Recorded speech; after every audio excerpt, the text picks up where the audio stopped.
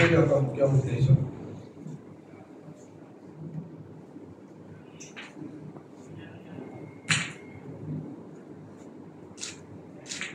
ఒక విషయము ఈరోజు చాలా స్పష్టంగా, ఇంకా చాలా సందర్భాల్లో బీజేపీ లీడర్షిప్ ఢిల్లీలో ఉన్నటువంటి కేంద్రంలో ఉన్నటువంటి బీజేపీ నాయకులు కానివ్వండి, లేదా కొంతమంది సెంట్రల్ మినిస్టర్లు కానివ్వండి, సోనియా గాంధీ గారి గురించి, రాహుల్ గాంధీ గారి గురించి, వారి కుటుంబాన్ని గురించి చాలా సందర్భాల్లో అనేక సార్లు లేని ఉన్నట్టుగా మాట్లాడడం.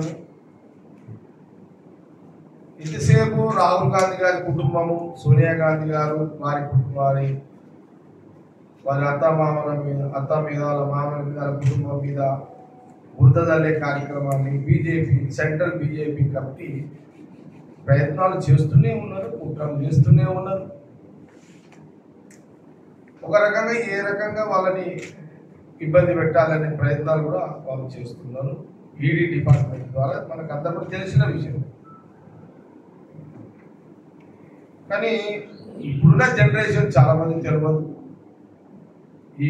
ఎందుకంటే కొన్ని సంవత్సరాలు గడిచిపోయిన తర్వాత సహజంగా చాలా మందికి చరిత్ర పట్ల కొంత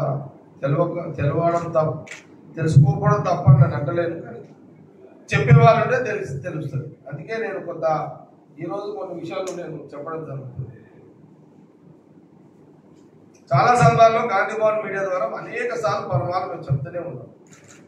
ఈ దేశానికి స్వాతంత్రానికి ముందు, స్వాతంత్రం వచ్చిన తర్వాత ఈ దేశానికి కుటుంబం, ఆస్తి, వాళ్ళకున్న ఆస్తులు దారాదత్తం చేసిరు. దేశ ప్రజల కోసం ప్రాణ త్యాగాలు చేసిరు. ప్రధానమంత్రులుగా ఉండి అనేక దేశ ప్రజల భద్రత, దేశ ప్రజల ఆహార భద్రత, దేశ ప్రజల రక్షణ భద్రత, దేశ ప్రజల తరతరాల భవిష్యత్తు భద్రత, ఇన్ని భద్రతలతో కూడుకున్న పరిపాలన రాహుల్ గాంధీ గారి యొక్క కుటుంబం ఆనాటి నుంచి ఈనాటి వరకు చేస్తూనే ఉన్నారు. ఈ భూమి మీద అయినా బీజేపీ నాయకత్వం ఎప్పుడు బురదలుతూనే ఉన్నది. ఎన్ని చేసినా, ఎన్ని త్యాగాలు చేసినా, త్యాగాల చరిత్ర లేని బీజేపీ, త్యాగాల చరిత్రతో కూడుకున్న రాహుల్ గాంధీ, సోనియా గాంధీ వాళ్ళ కుటుంబము, ఇందిరాగాంధీ వాళ్ళ కుటుంబము మీద వాళ్ళు ఏదో రకంగా బురదలుతూనే ఉన్నారు. ఇది చాలా బాధ అనిపిస్తుంది, బాధాకరమైన అంశం.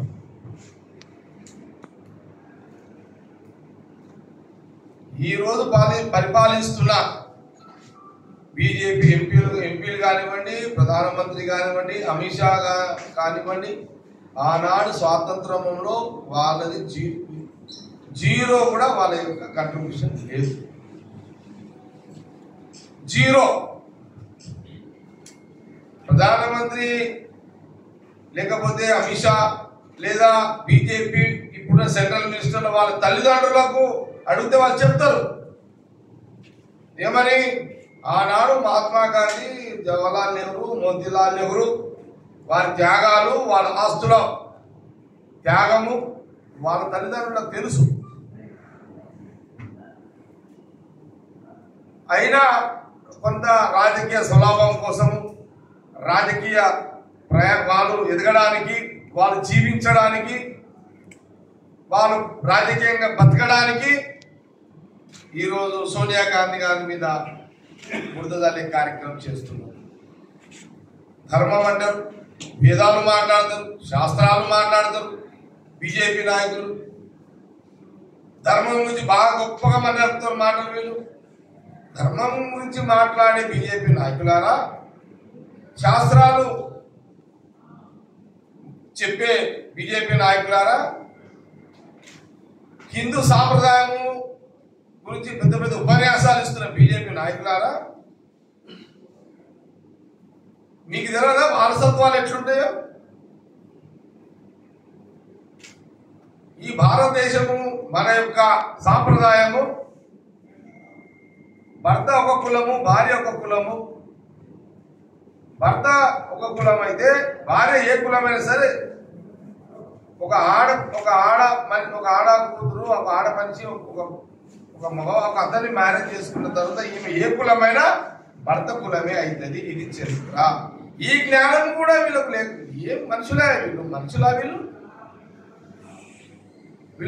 జ్ఞానాలు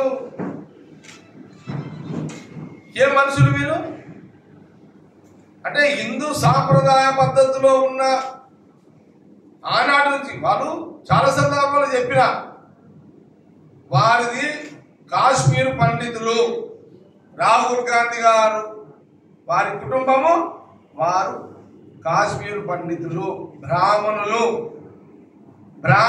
అని పదే చెప్తున్నాము. అయినా బీజేపీ నాయకుల తత్వాలు మార్చలేవు. వాళ్ళ మూర్ఖత్వం, వాళ్ళకు ఒక కసి, సోనియా గాంధీ గారి మీద, రాహుల్ గాంధీ గారి మీద, వాళ్ళ కుటుంబం మీద ఒక కసి. మూర్ఖులు బీజేపీ నాయకులు. రాహుల్ గాంధీ గారి కుటుంబము కాశ్మీర్ పండితులు. అదొక చరిత్ర.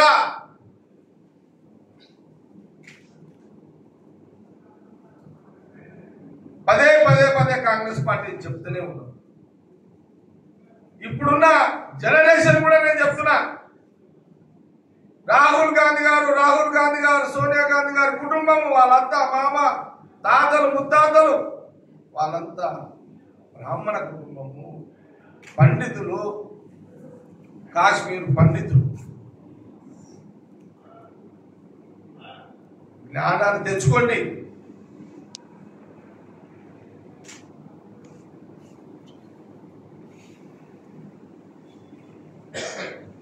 సెంట్రల్ మినిస్టర్ నిన్ననో మాట్లాడి అది వైరల్ చేస్తున్నాం దాన్ని. అసలు సోనియా గాంధీ గారు ఆమె మ్యారేజ్, ఆమె రాజీవ్ గాంధీ గారిని పెళ్లి చేసుకునే సోనియా గాంధీ గారు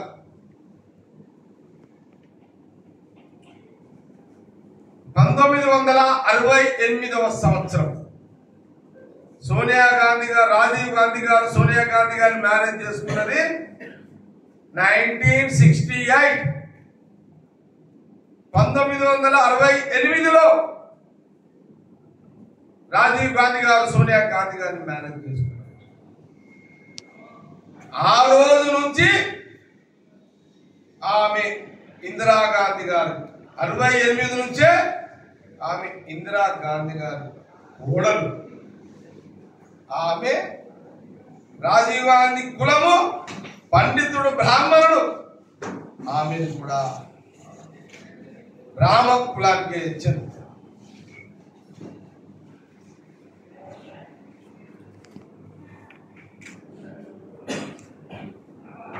బ్రాహ్మణ కులానికే చెందుతుంది ఆమె. ఎప్పుడైతే రాజీవ్ గాంధీ గారు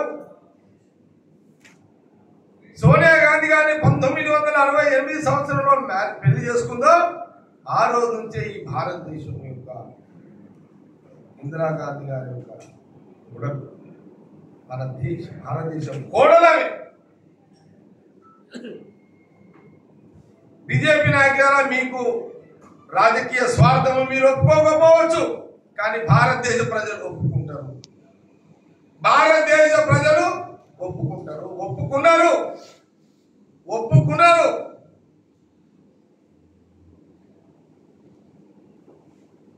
ఆ రోజు నుంచి ఈ దేశం యొక్క సాంప్రదాయాలు, భారతదేశం యొక్క సాంప్రదాయాలు, ఇందిరాగాంధీ గారి యొక్క కుటుంబం సాంప్రదాయాలు, ఈ దేశ ప్రజల యొక్క సాంప్రదాయాలు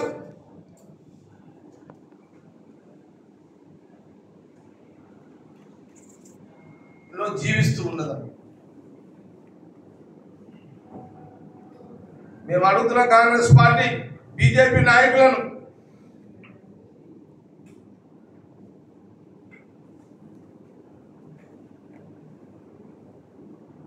68 సంవత్సరాలు పెళ్ళైన తర్వాత వాళ్ళకు రాహుల్ గాంధీ గారు, ప్రియాంక గాంధీ గారు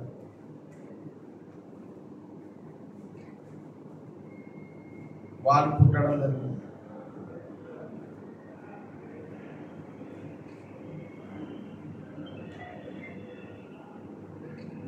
సోనియా గాంధీ గారు ఇంకా అప్పటికి రాజకీయాలకు రాలేమే. ఒక గృహిణిగా, రాజీవ్ గాంధీ భార్యగా గృహిణిగా ఆ ఇద్దరు పిల్లలకు ఆ కొడుకు యొక్క జీవితాన్ని గడుపుతున్నారు. అదే సమయంలో మరి ఈ దేశం కోసము ప్రధానమంత్రి హోదాలో మరి వారు కొన్ని దేశ ప్రజల భద్రత విషయంలో కొన్ని పాలసీ మ్యాటర్లో ఆమెని హత్య చేయడం జరిగింది. మిగతా అది మనకు తెలుసు. సోనియా గాంధీ గారి అత్తని ఇందిరా గాంధీ గారిని హత్య చేసి ఆమె బలిదానం అయిపోయింది దేశ ప్రజల విషయంలో. ఇది ఒక చరిత్ర. దాని తర్వాత రాజీవ్ గాంధీ గారు ప్రధానమంత్రిగా దేశ ప్రజలు మళ్ళీ ఆయన ప్రధానమంత్రి చేయడం జరిగింది. రాజీవ్ గాంధీ గారిని కూడా, సోనియా గాంధీ భర్త రాజీవ్ గాంధీ గారిని కూడా హత్య చేయడం. హత్య చేసిన తర్వాత ఆ రోజుల్లో దాదాపు 7 సంవత్సరాలు ఆమె అజ్ఞాత జీవితం గడిపింది ఢిల్లీలో.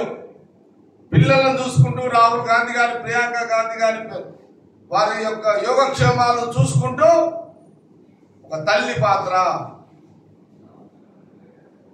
ఒక తల్లి పిల్లలను చూసుకుంటూ ఆ జీవితాన్ని గడుపుతున్నది. 7 సంవత్సరాల అజ్ఞాత జీవితం ఆమెది. ఆ రోజులలో దేశంలో కాంగ్రెస్ పార్టీ కార్యకర్తలు, నాయకులు అయోమయం.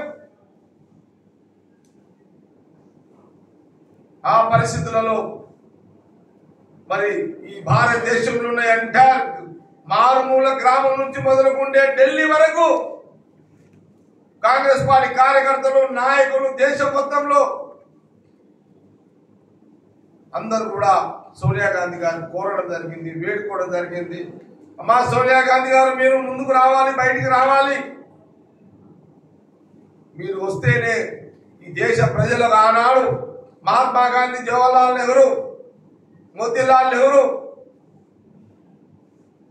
మీ అత్త ఇందిరా గాంధీ గారు, మీ భర్త రాజీవ్ గాంధీ గారు వారి యొక్క త్యాగాలను, వారి యొక్క పరిపాలన మళ్ళీ దేశ ప్రజలకు అందాలి అని అంటే మీరు రాజకీయాలకు రావాలి అని 7 సంవత్సరాల ఆమె తర్వాత ఆమె వేడుకుంటే అనేక మంది పెద్దలు, కార్యకర్తలు వేడుకున్న తర్వాత వారు నిర్ణయం తీసుకోవడం జరిగింది, రాజకీయాలకు రావడం జరిగింది.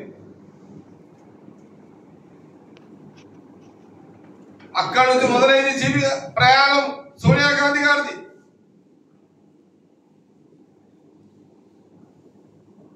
ఆ రోజు జరిగిన ఆ రోజు ఆ 7 సంవత్సరాలు సోనియా గాంధీ గారు అజ్ఞాతం ముగించుకొని కుటుంబం యొక్క పాలన అక్కడికి ఆపేసి అక్కడి నుంచి ఆమె దేశ ప్రజల కుటుంబం అనుకొని ఆమె ముందుకు వచ్చింది.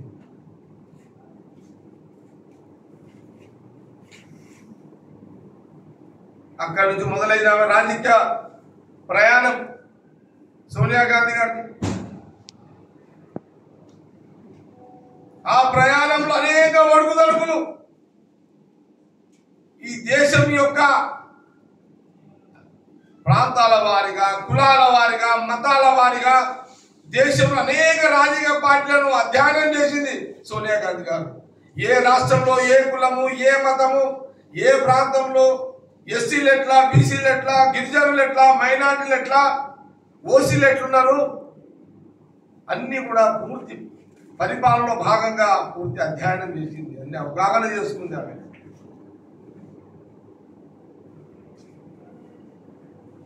క్రమంగా ఆమె ఆనాడు ఆమెకు ఏఐసిసి అధ్యక్షులుగా కాంగ్రెస్ పార్టీ కార్యకర్తల నాయకులు ఏకగ్రీవంగా ఏఐసిసి ఆల్ ఇండియా ప్రెసిడెంట్ గా మీరు ఉండాలమ్మా అని కోరినప్పుడు ఈ దేశ ప్రజల యొక్క యోగక్షేమాలను దృష్టిలో పెట్టుకొని కాంగ్రెస్ పార్టీ కార్యకర్తలు నాయకులు అందరూ అడిగిన క్రమంలో ఆమె ముందుకు వచ్చింది. ఆనాడు దాదాపు 22 సంవత్సరాలు Congress party all India president గా ఈ భారతదేశ Congress party all India president గా ఆమె 22 సంవత్సరాల అధ్యక్షులుగా ఉన్నది. ఆ 22 సంవత్సరాల కాలంలోనే ఈ దేశ ప్రజలు సోనియా గాంధీ గారి నాయకత్వంలో అధికారం ఇచ్చారు. UPA government, UPA chairman Sonia Gandhi గారు. ఆ రోజు కాంగ్రెస్ ఎంపీలు అన్నారు, మిత్రపక్షాలు ఢిల్లీలో అందరూ అన్నారు, సోనియా గాంధీ గారు మీరు ప్రధానమంత్రిగా ప్రమాణ స్వీకారం చేయాలని వారిని కోరడము ఎన్ని కోరికలు, ఎన్నిసార్లు వారు కాంగ్రెస్ పార్టీ ఎంపీలే కాదు, కాంగ్రెస్ పార్టీ కార్యకర్తలే కాదు, ఎంటైర్ మిత్రపక్షాలు కూడా సోనియా గాంధీ గారిని ప్రధానమంత్రిగా ఉండాలని కోరడం జరిగింది. ఇది ఆ రోజు మీడియాలో చరిత్ర అందరూ చూసిరు. ఆ రోజు బీజేపీకి తెలియదా? బీజేపీ నిద్రపోయిందా ఆ టైంలో?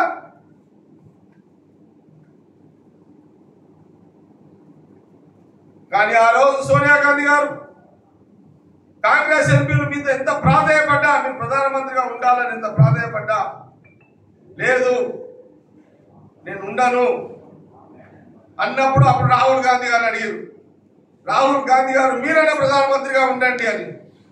లేదు అని ఒక నిర్ణయం చేసి సోనియా గాంధీ గారు, రాహుల్ గాంధీ గారు అప్పుడే మన్మోహన్ సింగ్ గారు తీసుకొచ్చి పెట్టారు. ఈ రోజులలో గల్లీ కౌన్సిలర్ నాసుడు ఎమ్మెల్యే సీట్ చెప్పదు కొట్లాడుతున్నా, నాకు బీఫామ్ ఇవ్వకపోతే నేను ఎవరి గురించి చెప్తాను, నేనే అడుగుతున్నా, నాకు బీఫామ్ ఇవ్వకపోతే నేనే కొట్లాడతా, నాకు టికెట్ ఎట్లు ఇవ్వని కొట్లాడతా. కానీ ప్రధానమంత్రి యావత్ దేశంలో అందరూ దేశ ప్రజలు సోనియా గాంధీ ప్రధానమంత్రి యాక్సెప్ట్ చేసిరు. ఆమె ప్రధానమంత్రి ఉండాలనే ఆ రోజు మెజార్టీ సీట్లు కాంగ్రెస్కి ఇచ్చారు. నాలాంటి ఎమ్మెల్యే కోసం కొట్లాడి గుంజుకునే రోజులు ఈ రోజులలో.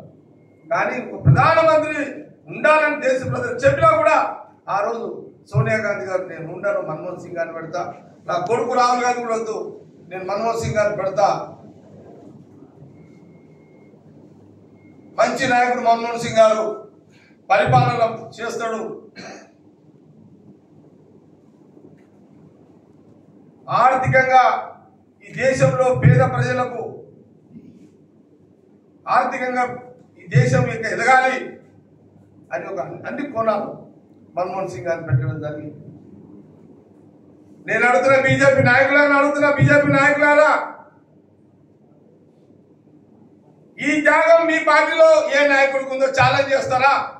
సోనియా గాంధీ గారికి ఉన్న గుణం, వారికి రాహుల్ గాంధీ గారికి ఉన్న గొప్ప గుణం నీ పార్టీలో ఒక్క నాయకుడి కన్నా ఉందని ఛాలెంజ్ చేసే దమ్ము ధైర్యం బీజేపీ నాయకులకు ఉన్నదా అని అడుగుతున్నాను. మీకున్నదా ఆ సత్తా?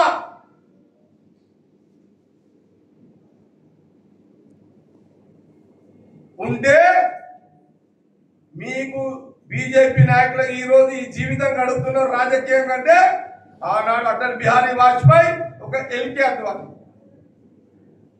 మీకు అదే గుణం ఉంటుండే ఎల్కే అద్వానీని మీరు ప్రధానమంత్రి చేసి, ఆ గొప్ప గుణం మీద లేవు, ఆ జీన్స్ లేవు, ఆ త్యాగాలు మీ బ్లడ్ లో లేవు. అదే సోనియా గాంధీ, రాహుల్ గాంధీ వారి కుటుంబంలో ఉండే త్యాగాల కుటుంబం. పదవులు లేకపోయినా మీరు పదవుల కుటుంబం, మీది త్యాగాల కుటుంబం కాదని బీజేపీ నాయకులు కాంగ్రెస్ పార్టీ సవాల్ చేస్తున్నారు, హెచ్చరిస్తున్నారు.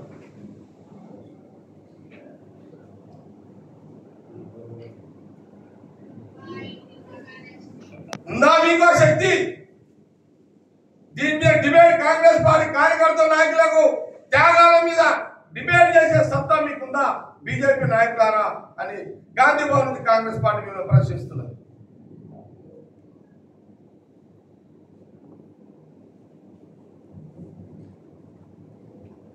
ఇప్పటికైనా అద్వానీ గారు ఉన్నారు, నిజంగా మీ త్యాగాల కుటుంబం మీద అద్వానీ గారిని చేయండి ప్రధానమంత్రి. ఉందా ఆ త్యాగశీలి, ఆ త్యాగ గుణం బీజేపీ నాయకులకు ఉందా? ఆర్ఎస్ఎస్ కుందా ఛాలెంజ్ చేస్తున్నారు. మీరా సోనియా గాంధీ గారితో మాట్లాడింది? విలువలతో కూడుకున్న కుటుంబం అయితే సోనియా గాంధీ గారి అత్తగారు, వారి కొడుకు రాహుల్ గాంధీ గారు.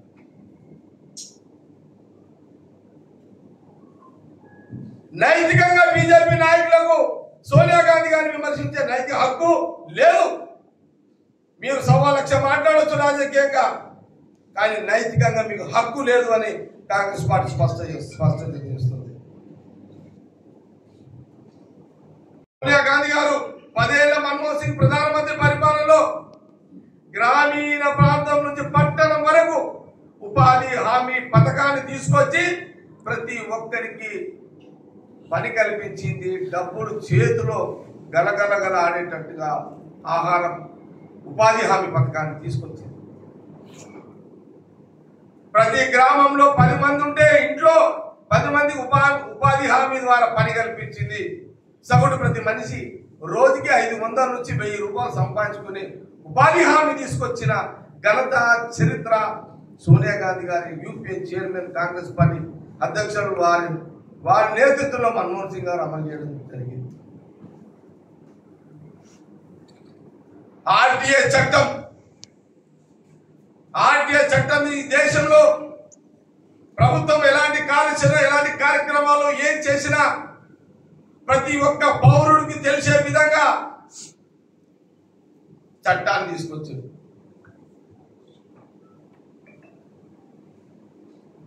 ఇది చరిత్ర. సోనియా గాంధీ గారు ఏం మాట్లాడతారా? మీరు బీజేపీ బుద్ధి ఉందా, బుద్ధి లేదా, జ్ఞానం ఉందా, జ్ఞానం లేదా, ఏమనాలి మిమ్మల్ని? బీజేపీ వాళ్ళు నోరు ఉంది కదా మాట్లాడేనా? ఈ భారతదేశానికి కోడలై దాదాపు ఎన్ని సంవత్సరాలు? 59 సంవత్సరాలు. 59 భారతదేశ కోడలు. ఇందిరాగాంధీ గారి కోడలు, రాజీవ్ గాంధీ గారి భార్య సోనియా గాంధీ గారు ఈ భారతదేశానికి కోడలై దాదాపు 59 సంవత్సరాలైంది.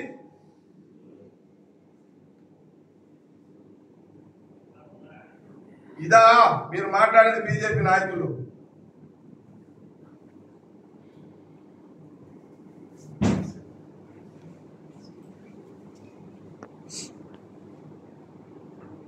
నేను 66లో పుట్టినాను, 66 నాకు. ఈడున్నలు మన పుట్టిన అందరూ మీకు తెలియదు. ఇక్కడ గాంధీ భవన్లో కూర్చున్న వాళ్ళు కూడా చాలా మంది తెలియదు. చరిత్ర తెలుసుకోవాలనే ఈరోజు ఈ ప్రెస్ మీట్ ముఖ్య ఉద్దేశం.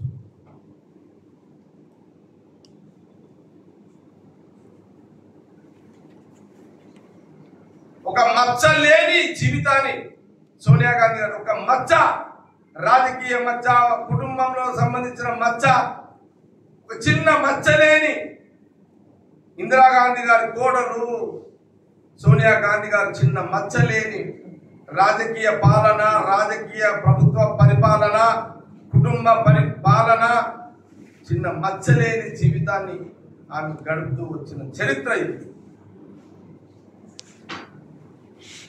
5 సార్లు పార్లమెంట్ మెంబర్ ఎంపీగా ఆమె ఎన్నికైంది.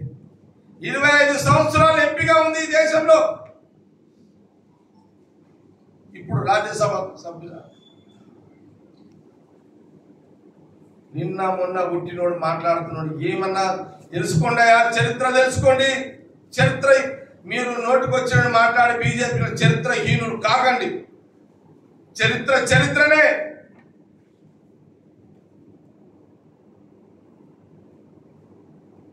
బీజేపీ నాయకులారా, సోనియా గాంధీ కాలు కోటికి కూడా మీరు సరిపోరు అని కాంగ్రెస్ పార్టీ చాలా స్పష్టంగా తెలియజేస్తుంది. సోనియా గాంధీ కాలి కోటి కూడా ఆమె త్యాగం ముందు ప్రధానమంత్రి పదవి తీసుకొని వద్దన్న ఆమె త్యాగము, ఆమె కాలి కోటి వేలు కోటి గోరు కూడా పనికిరాని మీరు ఈరోజు మాట్లాడుతున్నారు.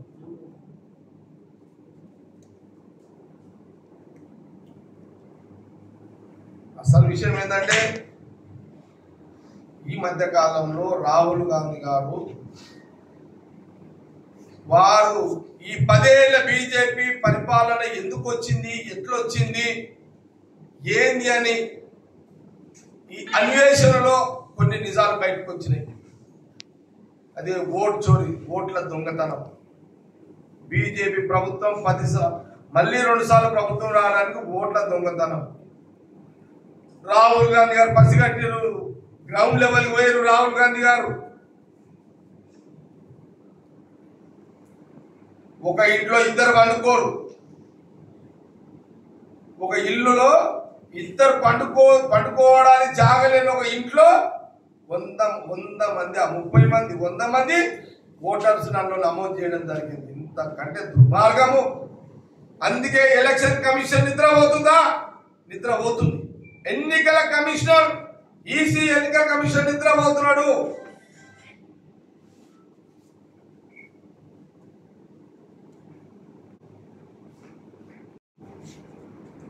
చనిపోయిన ఇంట్లో చచ్చిపోయినట్టు ఓటర్స్ రావడమే.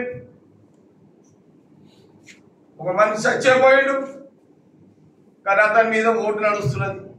ఏం చేస్తున్నది ఎన్నికల కమిషన్? అంటే బీజేపీ ప్రభుత్వానికి కాలు కింద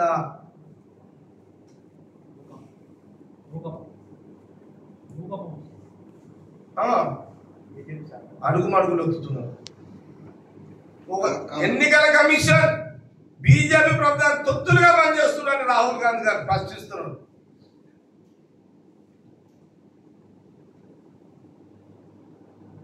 దేశం మొత్తంలో 50, 60, 70 ఎంపీ సీట్లలో బీజేపీ ఫోకస్ ఓట్లను తయారు చేసి 50, 60, 70 సీట్లు ఎంపీలు గెలిపించుకొని 2 సార్లు ప్రధానమంత్రి అయ్యిండు మోడీ గారు అని రాహుల్ గాంధీ గారు పార్లమెంట్ లో గలమిప్పితే దానికి గిల కొట్టుకుంటూ ఏం చేయాలో అర్థం కాని పరిస్థితులలో సోనియా గాంధీ గారి మీద బురదని కార్యక్రమం స్టార్ట్ చేసింది.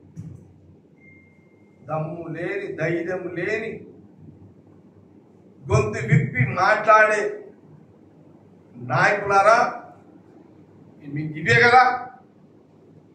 లేనిది ఉన్నట్టుగా లేని చేసినట్టుగా నిందలేసి బ్లేమ్ చేయడమే కదా బీజేపీ సోషల్ మీడియా. అదే కదా ఇప్పుడు చేస్తున్నది. అందుకే అంటున్నా, విలువలతో కూడుకున్న రాజకీయంగా బీజేపీ లేదు ఇప్పుడు. ఆనాడు అటల్ బిహారీ వాజ్పేయి అద్వానీ బీజేపీ పార్టీ కాదు. విలువలతో కూడుకున్న లేని పార్టీ భారతీయ జనతా పార్టీ అని చాలా స్పష్టంగా కనబడుతున్నది. ఈ దొంగ ఓట్లను వెతికి తీసి ఎప్పుడైతే రాహుల్ గాంధీ గారు ఇప్పుడు బయటికి వెళ్ళి వాళ్ళని ప్రశ్నిస్తున్నాడో వాళ్ళకి ఏం తోస్తలేదు. తప్పులు ఎదుకపోయారు. దేశ ప్రజలు అందరూ ఆలోచన పడ్డారు.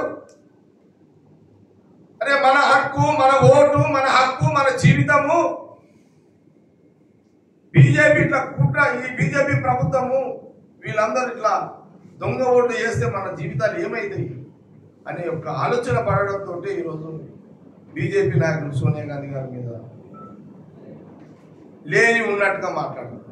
అందుకే ఈరోజు ఇంత పెద్ద చరిత్ర, అంటే జరిగిన చరిత్ర చెప్పాల్సి వచ్చింది. ఈరోజు రాహుల్ గాంధీ గారిని గొంతుకి ఆయన ప్రశ్నలకు ప్రధానమంత్రి మోడీ గారు భయపడుతున్నారు, అమిత్ షా గారు భయపడుతున్నారు, బీజేపీ సెంట్రల్ పార్టీ భయపడుతున్నారు. తప్పు చేశాము అని ఒక ఫీలింగ్ వాళ్ళకి వచ్చేసింది. అందుకే బీహార్లో 17వ తారీఖు నుంచి రాహుల్ గాంధీ గారు పాదయాత్ర మొదలుపెట్టింది. ఇప్పుడు మాకు కూడా గైడెన్స్ వచ్చింది. దొంగ ఓట్ల ప్రభుత్వం బీజేపీ అనేది మాకు కూడా వచ్చింది. మాకు కూడా 22వ తారీఖు, 15వ తారీఖు పెద్ద ఎత్తున జిల్లాల వారీగా రాష్ట్ర వ్యాప్తంగా పెద్ద సభలు, కార్యక్రమాలు, ర్యాలీలు చేయాలి. ఆల్ ఇండియా కాంగ్రెస్ పార్టీ కార్యగారు డైరెక్షన్స్ ఇవ్వడం కూడా జరిగింది.